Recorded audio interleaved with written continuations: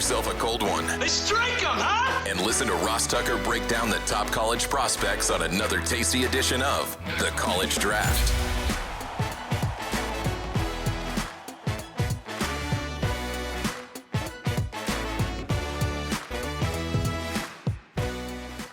Yeah, it's Daddy Soda time here on the College Draft Podcast, presented, of course, as always, by DraftKings. The crown is yours.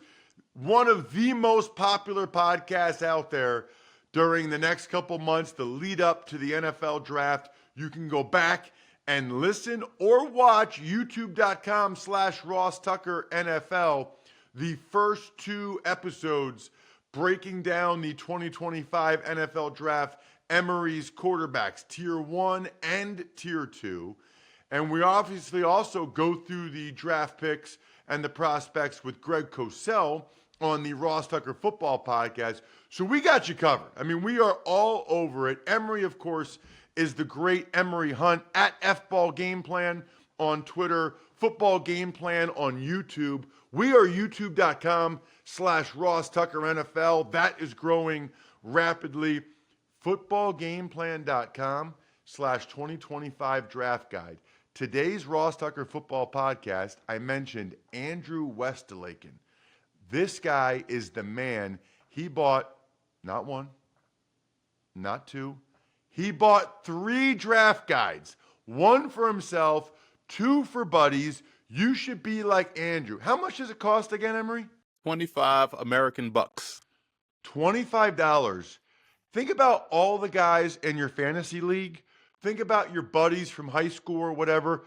$25 to be able, and it's digital, right? It's digital. Yeah, Full so color. $25 to be able to send the PDF to your buddies. They'll love that. They'll eat that up. You got to get on footballgameplan.com/2025 draft guide. We also had Teteroa McMillan. I'm definitely not saying that name like the way you're supposed to say it with the accent or whatever. I can't do it. Teteroa, like whatever. You know what I mean? He was my guest on today's Ross Tucker Football Podcast. So multiple reasons you should check that out. Very much looking forward to Emory's wide receiver rankings. Today, though, is running back rankings. It's thought to be a very good running back class. Before we get into it, though, Emory, you just got back from the combine, and I've seen like the numbers of people or whatever.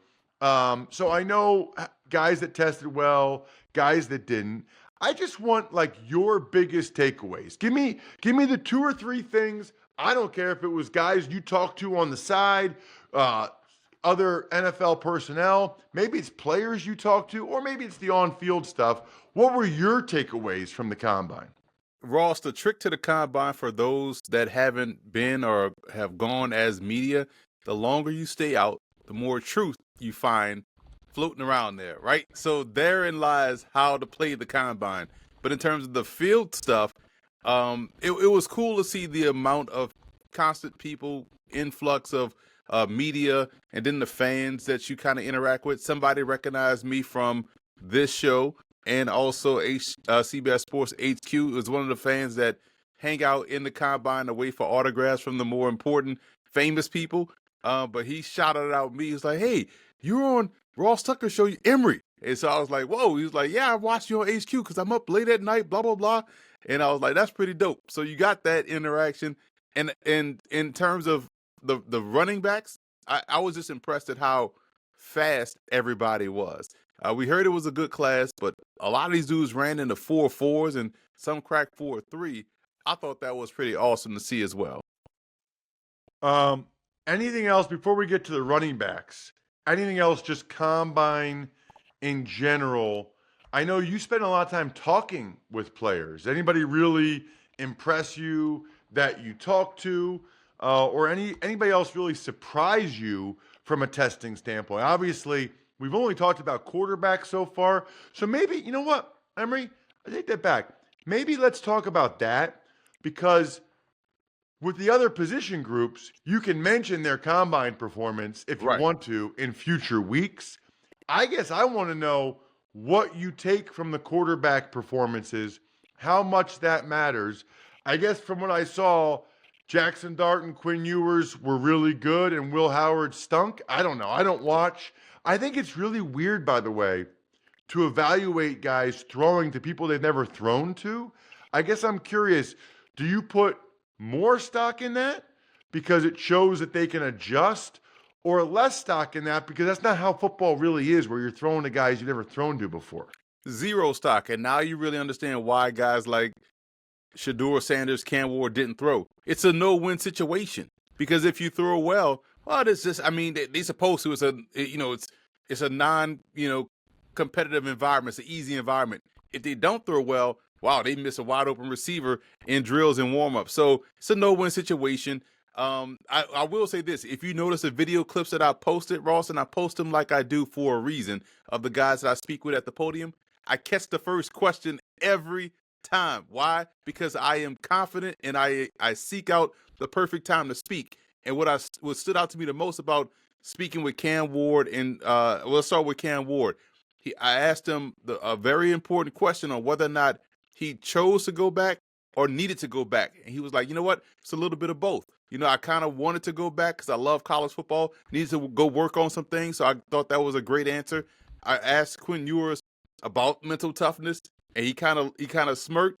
He understood the question, and he used that as the foundation for every subsequent question he was asked. He kept pointing back, like he said, mental toughness, the mental toughness. Like, he wanted people to understand that is one part that's being underrated about his game. Then I asked Milroe about intelligence and how his football IQ is being underrated. He spoke about the amount of mental toughness and IQ you have to not only start at quarterback at Alabama, but to go through the different defenses you're going to see in the SEC. So you can't be football dumb and start that long and be that successful at Alabama. So I thought those takeaways. And the Shedeur Sanders press conference I watched from afar because they had all three guys going at the same time. Love the way he handled every question. He was prepped, confident, prepared, and answered it as honest and authentic as you can. And you don't see that a lot. You see a lot of guys that are coached to answer questions. Shedeur was Shedeur up there for the full 14 minutes or whatever and answered every question beautifully. You should have asked Milroe how he got his hand size to grow that much in a month. Because if he can have body parts grow that fast, I need to talk to him about a different body part. We introduced ourselves to a whole new slate of sponsors, Ross. Milroe Magic. Right. Milroe Magic. Hey, we might have a new sponsor next week. It's called Milroe Magic. For when you just need something to be a little bit bigger. All right, let's get into the running backs. And your number one running back, it's not much of a surprise. It didn't seem like he did anything at the combine. Maybe he shouldn't. It's Ashton Jeanty, almost 5'9", a little bit less than 5'9", 211. Emory, you have him as your number one running back. I think you have all year. Yeah, and the thing is, what I love about him is the ability to run through arm tackles. And I compared him to Emmitt Smith for this reason. When you look at Emmitt Smith, and this was during the era, Ross, we grew up where it's like Emmitt versus Barry. You saw what made Barry stand out. But when you're watching Emmitt Smith, like, what is it that makes him stand out? But at the end of the day, you look at he has 150 yards, 21 carries, 3 touchdowns, and at the end of his career, 18,000 yards. You're like, man, I just don't understand how he's consistently gaining yards because he's not overly elusive. He's not explosive, but man, he just consistently goes forward. That's Ashton Jeanty, and I love the fact that you're watching him and teams know they have to stop him, and they still can't do so, even though there's some elusiveness questions. But for the most part, you have to give him credit for being as strong as he is, considering how short and stocky he is. Sort of that Ray Rice type of build. But man, this dude, he was from start to finish the RB1. Well, also, if you remember watching this show, Emory talked about Ashton Jeanty when he was a freshman. Like, you mentioned him when he was a freshman a long time ago. Couple thoughts on that. You know who Emmitt Smith reminds me of a little bit? Who? Tom Brady. And I'll tell you why. Nobody was ever that impressed with anything Brady did. He just was consistently good over and over and over again. But like, there were never a lot of Brady highlights. Right. Like if you look at his highlights, there's not like, oh my gosh, watch him scramble. Like never. How about never? And then watch his throw. He's got a gun. Not a lot of that either. That's Emmitt Smith. You know, where you could, like, Barry Sanders had the wow plays. Emmitt Smith was just hitting doubles and triples over and over and over again. And a lot of people, Emory, give the credit to the Cowboys line of the 90s. And they were awesome. Guess what? I blocked for Emmitt Smith, 2002. He had 100 yards multiple games. We were terrible. I mean, we were bad. We might have been the worst O-line in the league. I graded out the highest in 6 of the 7 games I started. Let me just tell you, if I grade out the highest in 6 of the 7 games, that's a bad O-line, bro. That is a bad O-line, okay? And he still got yards. We saw him at the Super Bowl, had a long interview with him. I did a shot at tequila with him at the Super Bowl, and I was like, man, you were small and you were slow. And we were terrible, and you still got yards. It was unbelievable. I love that comparison. Love that comparison. You know, you said something during the season about Jeanty that I want you to hit on again, Emory, because I think it's really important. He takes a lot of hits. He's like one of the best tackle breakers I've ever seen, but he's always having to break tackles. Break down. I mean, you're a former Division I running back. What's your concern level about that? Because you voiced that before. Well, yeah, I am concerned about it. And it's not that you're taking on contact, it's what the type of contact you're taking on. He's taking on a lot of direct shots where they're very physical tackles that he has to break. And I always harken back to what Jerome Bettis said once he left the Rams to go to Pittsburgh. He was the battering ram in L.A. under Chuck Knox, ground Chuck, rest in peace. But when he got to Pittsburgh, he was like, man, I can't keep doing this. I got to start making people miss. And it's not necessarily you have to be out there like Barry Sanders, but you have to give him a half a body to take on, know when and where to fight for extra yards, know when and where to get out of bounds. And that way you could have that longevity, because you could be as physical as Curtis Martin, who played double-digit seasons and had 1,000 yards in each season, or you could find yourself with your career ending early like some of the more physical backs as well. So I think Jeanty, you can still keep that physicality, but be a little bit more judicious in when and where you take on contact and start to develop a little bit more wiggle to make guys miss. I think it's a great point. Your number 2 guy, Omarion Hampton from North Carolina. And here's the thing. He was a half point behind Jeanty as RB1. So when you think about Hampton, who we spoke about glowingly all season long, even last year when you talk about Drake May, he has great bursts. He has, good contact balance. Reminds me a lot of Mark Ingram in terms of how he's able to see it, hit it, and go. And the footwork ties with the vision, ties with the contact balance, with the power and the burst. He was checking a lot of boxes, man, throughout the course of his career, and I'm glad he tested well out there in Indy. Going to post on social at some point, but I just got 5 cases of Labatt and Labatt Blue Light. So I can now get involved at Buy Beer, Get Gear from Labatt, where you just go to their website, snap a photo of the receipt, upload it instantly to rack up points for exclusive merch. You get points for every purchase, any store, bar, or stadium, any size, any product, anywhere you're buying Labatt. Buy Beer, Get Gear. Go to rewards.labattusa.com to sign up. It sounds like he might go first round too. It wouldn't shock me, and it would be well earned, because he is someone that definitely plays like a foundational back.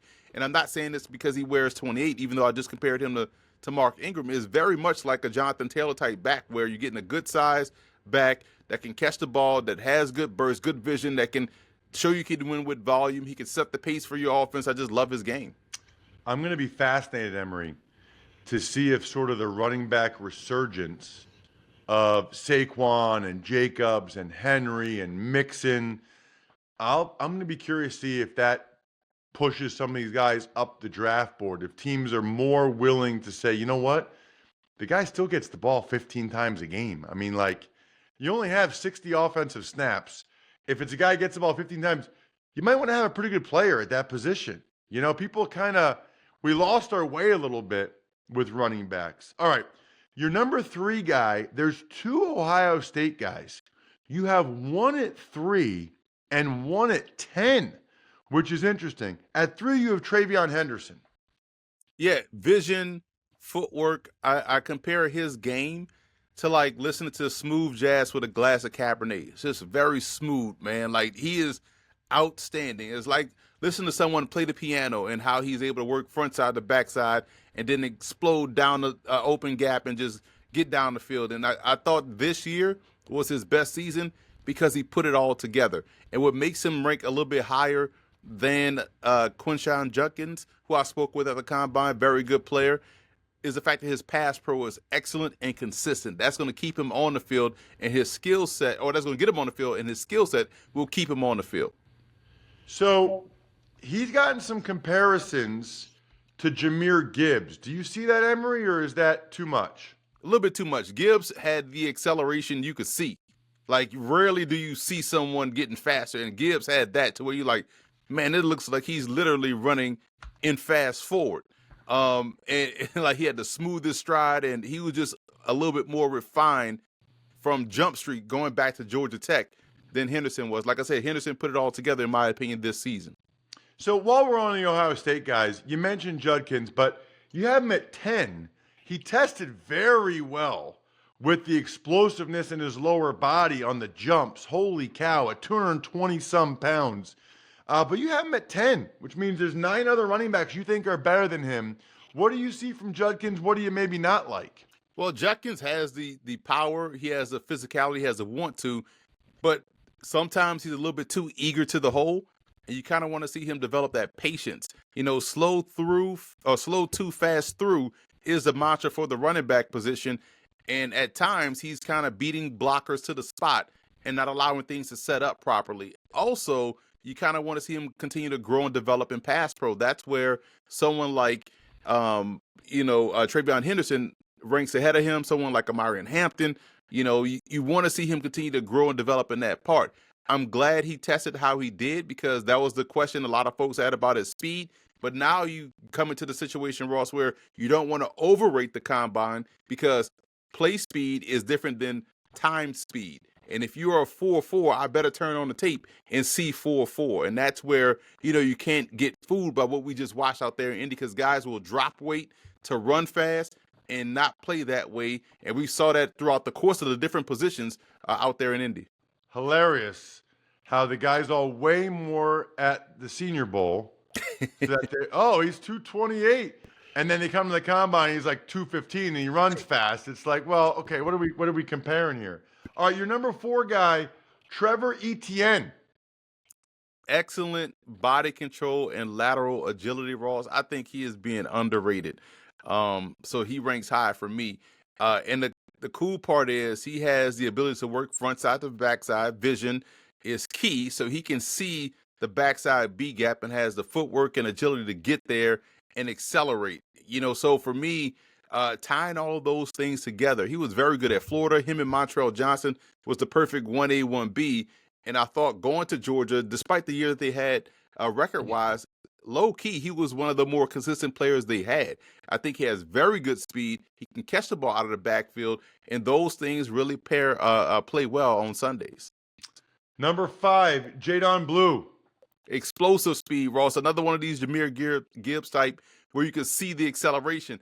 I thought my prediction earlier in the week was that he was going to be the fastest back. He finished second behind Bashal Tootin out of Virginia Tech. But Blue, listen, if he would have ran the fastest, I would have changed his last name to BLEW because he literally be flying past guys out there on the field. Got to get a little bit stronger through contact.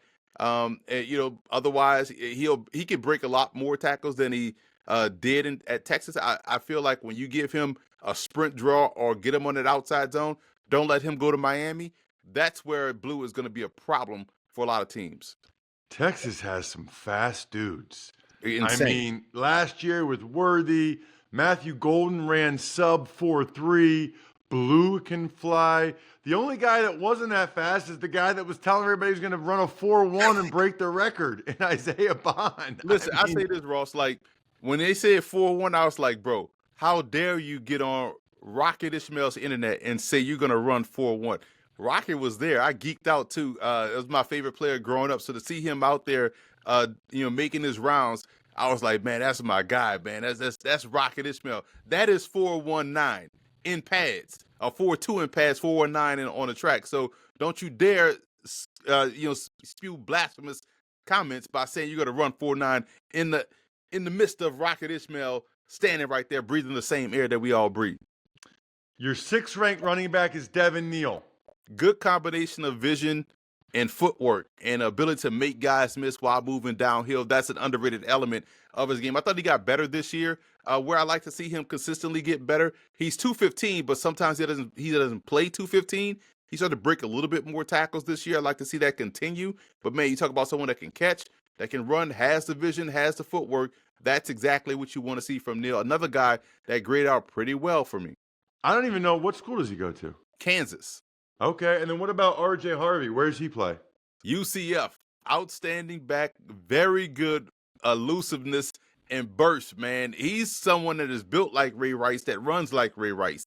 And I'm glad he ran 4.4 because he does play that explosive type. And we brought RJ Harvey up earlier in the season, and before it became popular, he was like, man, this dude is a guy to keep an eye on. It's the receiving skills that's a downfield threat in the passing game that makes him such a viable 3-down player. Love his confidence. Yes, he has to improve on pass pro because we all do as running backs, but I like that he acknowledged that when I spoke with him at the Combine. Number 8, Damien Martinez. I remember calling one of his games at Oregon State. He finished up last year at Miami. He is built like an NFL back. He's 5'11", 235, foundational back. When I say foundational, I'm talking about a guy that can start the game, be a leadoff guy in a tandem backfield, good vision, good power through contact, and seems to never lose yards. I love that he plays with that same level of aggressiveness that you see a Marshawn Lynch play with.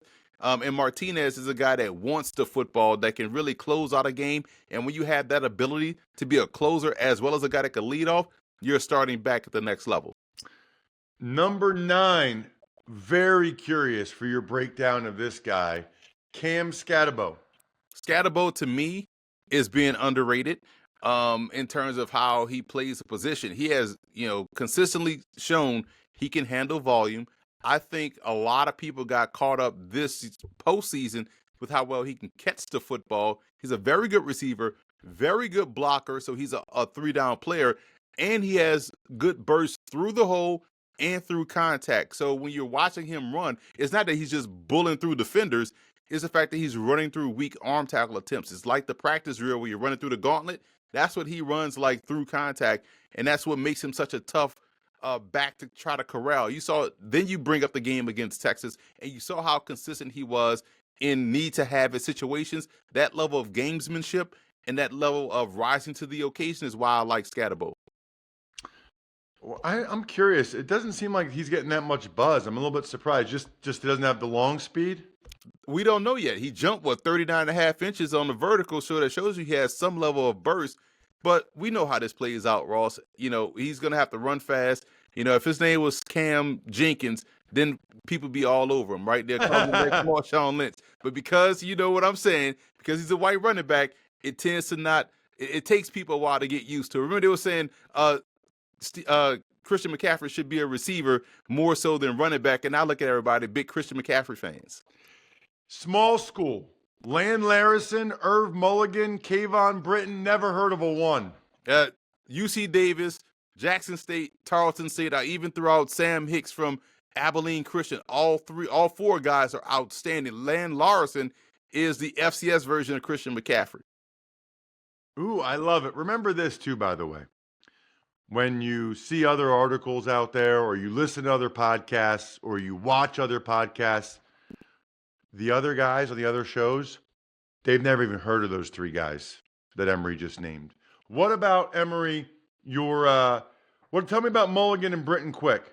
Mulligan is an outstanding player from Jackson State. Could be a dynamic kickoff returner from day one. Britton, explosive, reminds me a lot of Kendall Hunter. Now the sleepers I'll give you quickly, Ross.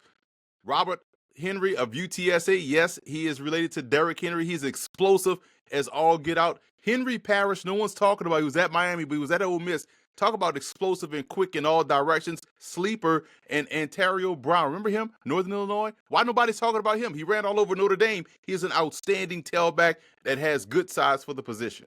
Just curious, what was your eval on Tootin, the kid that just destroyed the combine from Virginia Tech? He was at North Carolina A&T, so I'm glad he transferred up. I do like the fact that when space is opened, he has that explosiveness to really get going. I think he's a day one starter as a kickoff return specialist.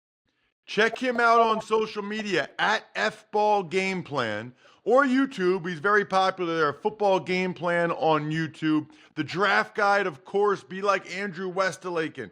Footballgameplan.com/2025 draft guide. Every prospect is in there. He is the draft analyst that other draft analysts check with because they know Emory knows the guy. Other than that, the keg is kicked. We are all tapped out. Thanks for tuning in to College Draft. Make sure to also check out the Ross Tucker Football Podcast, Even Money, and Fantasy Feast, all on the DraftKings Network, YouTube, or subscribe to the podcast on your favorite platform.